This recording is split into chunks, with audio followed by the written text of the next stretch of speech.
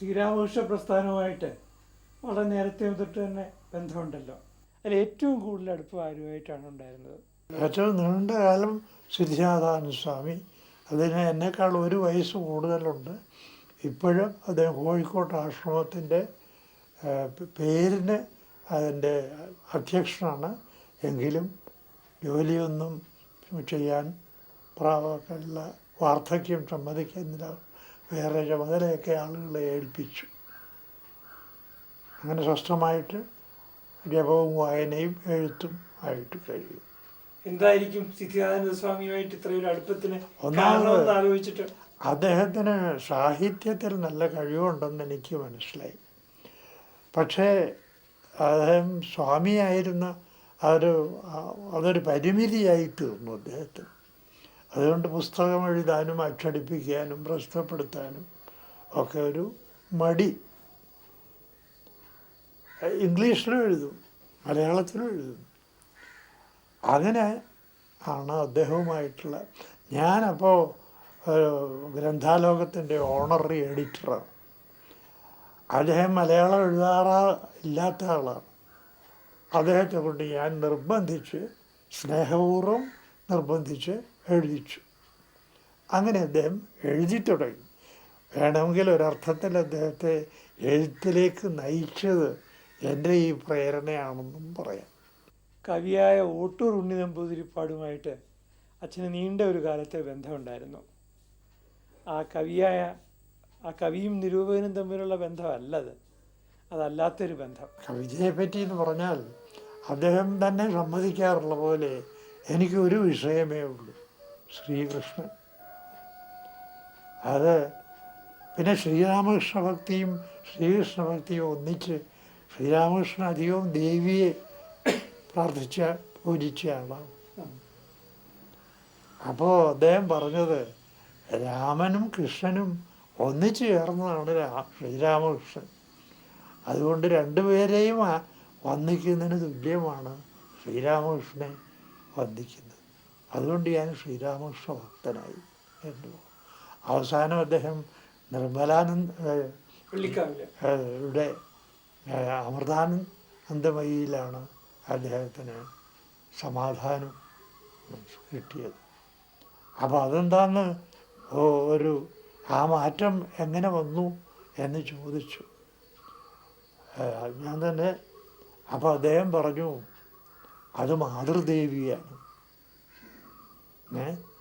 അപ്പോൾ വിവേകാനന്ദ സ്വാമിക്കും ആരാധ്യയായിരുന്ന മാതൃദേവിയാണ് അത്. അതുകൊണ്ട് ഞാൻ മാതൃദേവിയുടെ അടുക്കൽ അവസാനം എത്തി. ഒടുവിൽ 84-ാമത്തെ വയസ്സിൽ ശതാഭിഷേകവും കഴിഞ്ഞ് മരിക്കുമ്പോൾ അദ്ദേഹം ആശ്രമത്തിലായിരുന്നു.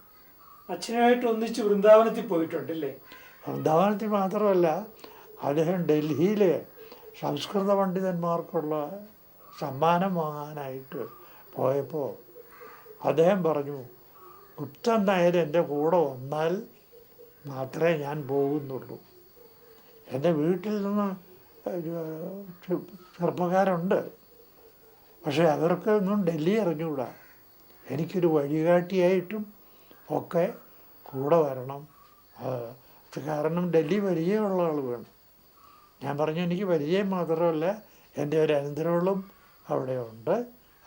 വേണമെങ്കിൽ തിരുമേനിക്ക് ഇഷ്ടമാണെങ്കിൽ അവിടെ താമസിക്കാം എന്ന് പറഞ്ഞു.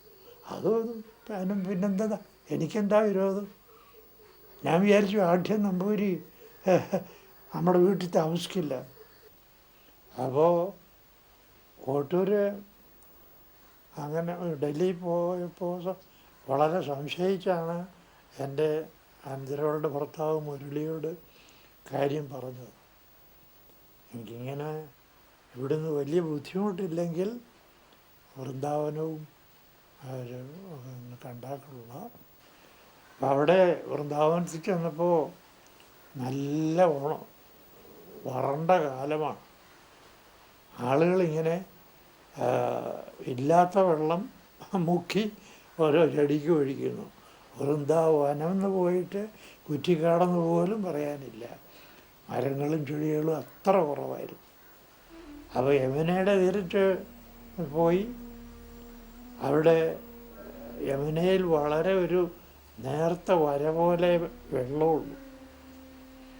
ഏതാണ്ട് ഒരു ഫർലാങ് നടക്കണം ഈ കരയ്ക്ക് ഒന്ന് വെള്ളത്തിലെത്താൻ. ഞാനും പോയില്ല, ഞാനിപ്പോൾ കരയ്ക്ക് നിന്നതേ ഉള്ളൂ. ഇദ്ദേഹം നടന്ന് അവിടെ പോയി കാലും മുഖവും കഴുകി. പിന്നെ പണ്ട് അമ്പാടിയിൽ നിന്ന് അക്രൂരിലെ വള്ളത്തോളം എഴുതിയതുപോലെ ഈ ആ കാല് വെച്ചുകൊണ്ട് ഉണ്ണിക്കണ്ണൻ സഞ്ചരിക്കുന്ന ദിക്കിലെങ്ങാനൊരു വിജുപുല്ലായി പിറക്കാവൂ എന്ന ആ അനുഭവം അദ്ദേഹം ശരിക്കും സാർമ്യം പ്രാപിച്ചു.